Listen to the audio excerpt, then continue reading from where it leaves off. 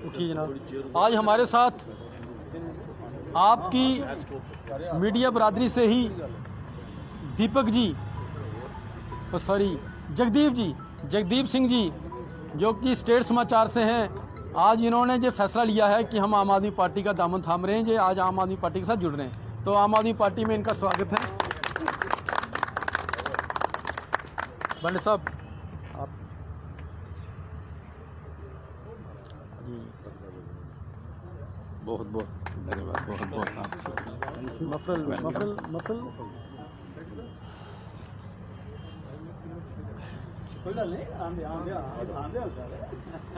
जदू जी, congrats, welcome, thank you. आपको बहुत बहुत बधाई जी। आम आदमी पार्टी के साथ आप जुड़े हैं। Thank you.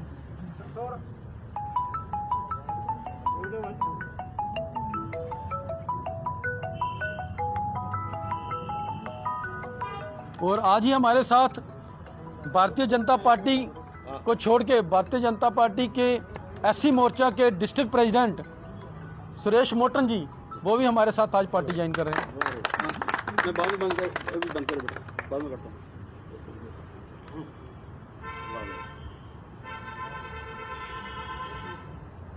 मोटन जी, वेलकम, शुक्रिया sir, thank you, congrats.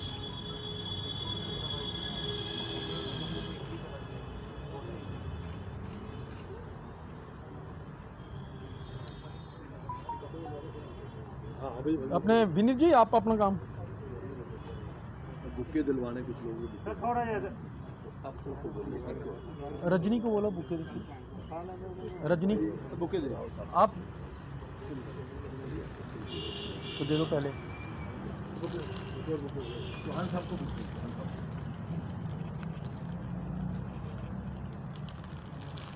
Chauhan साहब आइए।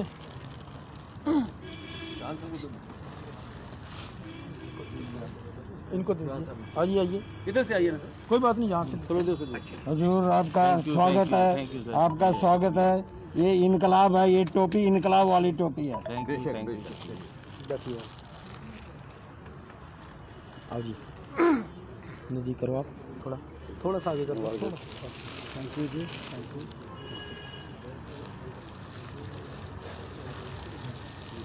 शुक्रिया जी, शुक्रिया, थैंक यू। ठीक है,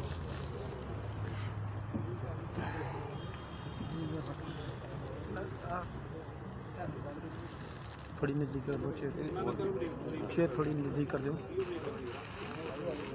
चेयर।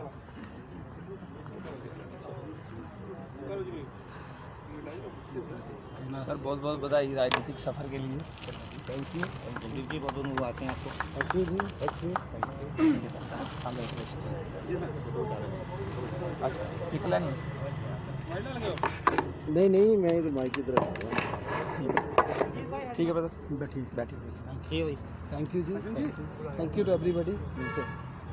मिलके ज़्यादा अभी बैठना।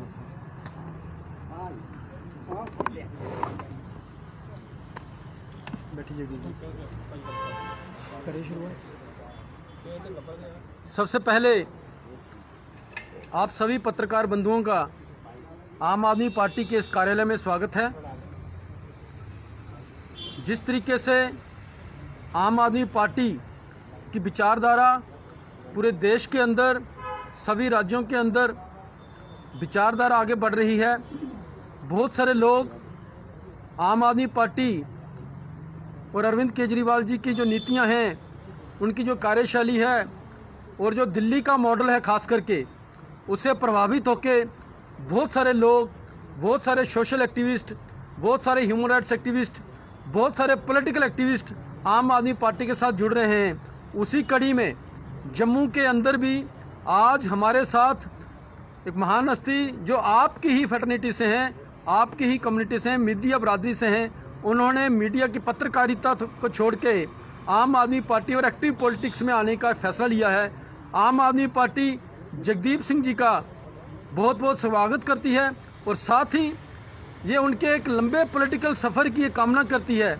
और आज ही मैं इसी मंच से ये भी कहूँगा कि हमारे साथ डिफरेंट पॉलिटिकल पार्टी से जो अच्छे लोग हैं जो सचमुच में समाज के लिए कुछ करना चाहते हैं, एक राष्ट्र निर्माण के लिए कुछ करना चाहते हैं, वो डिफरेंट पॉलिटिकल पार्टी से भी लोग वहाँ की पॉलिटिकल विचारधारा से फेड अप होके आम आदमी पार्टी की विचारधारा के साथ जुड़ रहे हैं। उनमें से सुरेश मोटन जी, जो कि भारतीय जनता पार्टी के डिस्ट्रिक्ट स्टेट एससी मोर्चा के प्रेसिडेंट थे, उन्होंने भी फैसला लिया है कि आम आदमी पार्टी जिस तरीके से देश के अंदर एक सक्रिय राजनीति में एक जनहितैषी प्रोग्राम लेके आ रही है, खास करके शिक्षा और स्वास्थ्य के ऊपर जो आम आदमी पार्टी के कार्यक्रम हैं, उनसे लोग प्रभावित होकर आज आम आदमी पार्टी के साथ जुड़ रहे हैं। तो आम आदमी पार्टी इन दोनों बंधुओं का आज आम आदमी पार्टी के कार्यालय में स्वागत करती है।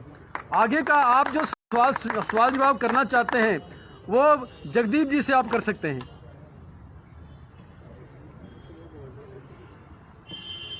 जगदीप जी, इससे पहले मैं नेता तो नहीं हूं, लेकिन सारी जिंदगी नेताओं को बनते और सफ़र करते उनका राजनीतिक देखा है। तो एक सबसे पहली बात जो मेरे जहन में उभरी है वो मैं आप लोगों से साझा करना चाहूँगा कि उम्र गुजरी है आप लोगों की ही सोहबत में, आज इस तरफ ला खड़ा किया मुझे उस नाहक की शोहरत में।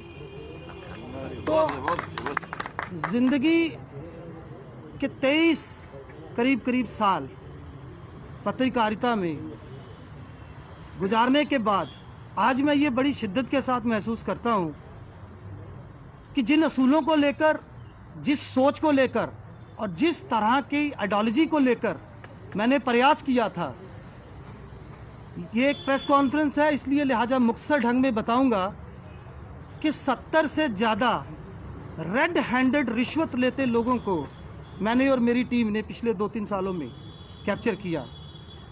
मैं हार्दिक अभिनंदन करता हूं अपनी पूरी बिरादरी का, हर उस व्यक्ति विशेष का। यहाँ वो लोग भी मौजूद हैं जिनके पाँव को हाथ लगा के मैं आगे बढ़ा, और यहाँ वो लोग भी मौजूद हैं जिनके साथ से, जिनकी सपोर्ट से मैंने इतने साल इस प्रोफेशन में दिए। मुख्तसर ढंग से मैं ये बताना चाहूँगा कि आज मैं इस मंच पर क्यों हूँ। एक अखबार नबीस से बेहतर किसी भी पॉलिटिकल पार्टी को, उसकी नीयत को, उसकी कार्यशैली को, उसके काम करने के ढंग को या जनमानस के प्रति उसकी सोच को एक जर्नलिस्ट से बेहतर कोई नहीं समझता। लिहाजा आज जो सूरत हवाल पूरे देश के बने हुए हैं, मैं सिर्फ एक छोटी सी मिसाल से आपको बताना चाहूँगा। आज से करीब 6 महीने पहले, यूँ तो आप लोग मेरे साथ रहे, हम लोग सब इकट्ठे रहे और हमने इस शहर में जघन्य किस्म के हत्याकांड देखे, हमने बड़े बेरहम किस्म के, बड़े भयानक किस्म के मिलिटेंट अटैक्स देखे, हमने भयावह किस्म की एक्सीडेंट्स देखे जिसमें सैकड़ों दर्जनों लोग जो हैं वो एक साथ जान से गए। लेकिन उस एक खबर ने मेरे मन में कुछ इस तरीके की संवेदना भर दी, मैं आपसे शेयर करना चाहूँगा। आप में से बहुत सारे लोग ये जानते हैं कि जब किसी मीडिया हाउस में एजेंसीज को हायर किया जाता है तो वो खबर जो थी वो दक्षिण भारत से थी। मैं अपनी कोर कमेटी के भी सभी सदस्यों के साथ ये शेयर कर रहा हूँ। खबर बड़ी साधारण थी। आज इस देश में आत्महत्या एक बड़ी आम बात है, लेकिन उस खबर को जब मैंने सिर्फ पढ़ा, आप सिर्फ अपने मन में वो कल्पना कीजिए कि एक खेतीहर मजदूर की बीवी ने आत्महत्या कर ली, ये खबर थी।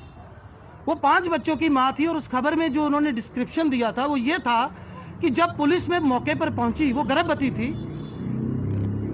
उस मरी हुई माँ के पेट से जिंदा बच्चा उस वक्त लटक रहा था जब पुलिस मौके पर पहुंची। आप कल्पना कीजिए हम किस देश में रह रहे हैं। और उसने वो आत्महत्या गरीबी से तंग आकर की थी। ये सच्चाई है और इस सच्चाई को दरकिनार नहीं किया जा सकता कि आज भी इस देश के कई हिस्से ऐसे हैं जहां पर अर्धनग्न लोग आपको अमूमन मिल जाएंगे। फिर चाहे बात भ्रष्टाचार की हो, बेरोजगारी की हो, हम बात करें भूखमरी की, या करें कुपोषण की, आप किसी भी सिरे से, कहीं से भी, किसी भी इस देश के लोकतांत्रिक इतिहास के किसी भी पन्ने को पलट कर देख लीजिए, सच्चाई बड़ी सीधी है। जिन लोगों को सत्ता में आने का मौका मिला, जो सत्ता हसीन हुए, ये मेरा जाती अनुभव है। उन्होंने आम जन की भावनाओं के साथ, उसकी अपेक्षाओं के साथ, उसकी आर्थिक, सामाजिक और राजनीतिक जिंदगी के साथ खिलवाड़ किया। और जिन लोगों को सत्ता हासिल नहीं हुई, उन्होंने हमेशा उनके साथ कुछ इस तरह का व्यवहार किया कि उनकी मदद के साथ वो सत्ता हासिल हो सके। तो अंत में मैं सिर्फ इतना कहना चाहूंगा कि आज मैं इस मंच से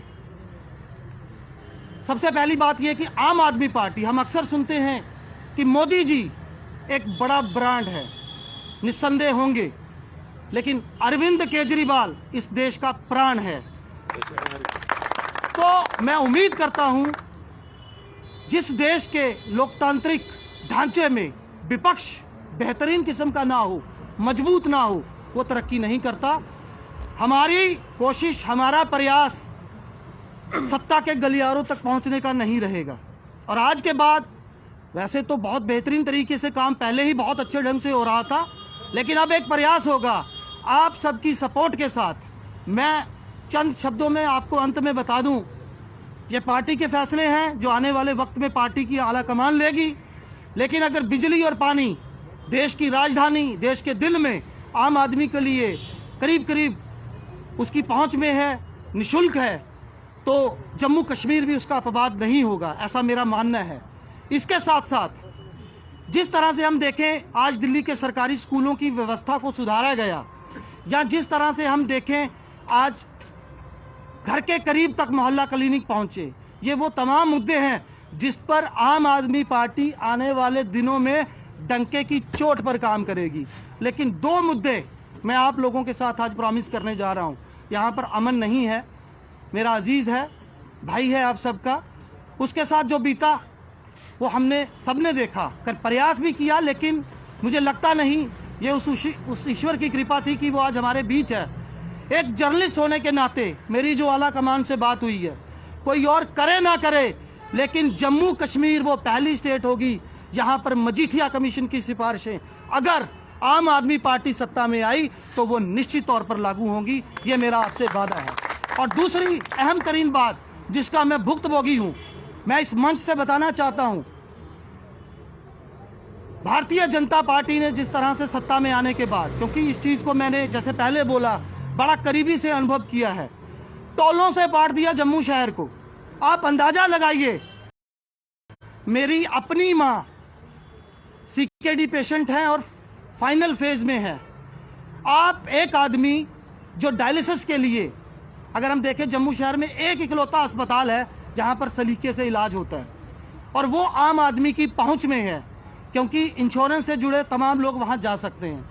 आप अंदाजा लगाइए कि अगर आपको हफ्ते में 3 बार डायलिसिस कराना है, यहाँ पर रामजी दास शर्मा होंगे, मेरे अजीज हैं, मेरे साथ काम किया, उनके फादर आज इस फानी दुनिया को अलविदा कह चुके हैं। हफ्ते में 3 मरतबा डायलिसिस करवाने के लिए रामजी दास जैसे लोगों को 2 मरतबा टोल भरना पड़ता था। मैं डिपार्टमेंट के आरओ से मिला, मुझे कहने में कोई गुरेज नहीं है कि उस आदमी ने मेरी बात सुनी, उसको समझा, लेकिन एक नपुंसक की भांति उसने सीधे लफ्जों में कहा कि मैं कुछ नहीं कर सकता। आप सोच कर देखिए, जिंदा रहने के लिए एक आदमी कैंसर का पेशेंट है, उसको कीमोथेरेपी के लिए जाना है हफ्ते में 2 या 3 मरतबा। आप सोचिए, सिर्फ और सिर्फ अपनी जीविका को, अपनी सांसों को बरकरार रखने के लिए किस तरह से उसको टोल अदा करना पड़ा, और क्या हालत आज इन्होंने जम्मू शहर की, जिसकी आर्थिक बुनियाद जो है वो पूरी तरह से इसके पर्यटन पर खड़ी थी, उसको कहाँ लाकर खड़ा किया। लेकिन मेरा ये मानना है, आपने वो किस्सा सुना होगा अकबर बीरबल का, कि उस लकीर को हम छोटा करने के लिए उसके साथ कोई छेड़खानी नहीं करेंगे, हम उससे बड़ी लकीर खींचेंगे पूरी ईमानदारी के साथ, पूरी नेक नीति के साथ और पूरी डेडिकेशन के साथ। और वो दिन दूर नहीं जब आपको एक ऐसी पार्टी आपके बीच दिखाई देगी जो आम जन के लिए, आम जन की समस्याओं के लिए, उसकी जाती जिंदगी से जुड़े तमाम मसले मिसाइलों के लिए, उनकी बुनियादी ज़रूरतों के लिए उनके बीच खड़ी होगी। मैं कोई नेता नहीं हूँ। जब मुझे ये हार पहनाए जा रहे थे तो I was feeling pretty uncomfortable, क्योंकि मेरे साथ कभी ऐसा हुआ नहीं। हमेशा मैं उस तरफ बैठा हूँ, आपके साथ बैठा हूँ, लेकिन मैं आपके साथ वादा करता हूँ और ये दावा भी करता हूँ कि मैं जिन नेताओं को अपनी ज़िंदगी में देख चुका हूं वैसा बनना नहीं चाहता। अगर ईश्वर ने साथ दिया और आप लोगों का सपोर्ट रहा तो एक दिन आएगा कि यहाँ के लोग हमारी इस पार्टी से ऐसे नेताओं को निकलता हुआ देखेंगे। अविनाश चौधरी जैसे यंग और डायनामिक लोग हमारे साथ हैं। मैं चाहता हूं कि ऐसे नेता, एक आखिरी बात में बात खत्म करूंगा, ऐसे नेता हमारे बीच आए। उन लोगों ने ठेका नहीं ले रखा जिनकी पुश्ते राजनीति में बैठी हैं। नए लोग, नया जूथ अपनी नई आइडियोलॉजी के साथ इस मंच पर आए, आम आदमी पार्टी के साथ जुड़े। मैं दावे के साथ ये बात कहता हूं कि उसकी किसी तरह की उसके साथ कोई पॉलिटिक्स नहीं होगी। टांगे खींचने की जो एक हमारी प्रथा रही है वो उसके साथ नहीं होगी। उसको एक बेहतरीन मौका मिलेगा, एक मंच हासिल होगा कि वो जनसेवा के लिए इस मंच से अपना बेहतरीन दे सके। आज के लिए मेरे मन में जो था मैंने स्पॉन्टेनियसली आपसे कहा, उसकी कोई मेरे मन में तैयारी नहीं थी। जो मेरे दिल में था वो मैंने बोला। आप सब आए। अनफॉर्चुनेटली आज पठानकोट में एक मिलिटेंट अटैक हुआ है जिस वजह से बहुत सारा नेशनल मीडिया वहाँ पर है और बड़े सारे मेरे साथी, मेरे अजीज़, मेरे सीनियर्स नहीं पहुँच पाए। बट आप सबकी शिरकत के लिए right from the bottom of my heart I am very very grateful to everybody of the faculty. Thank you very much once again. Thank you.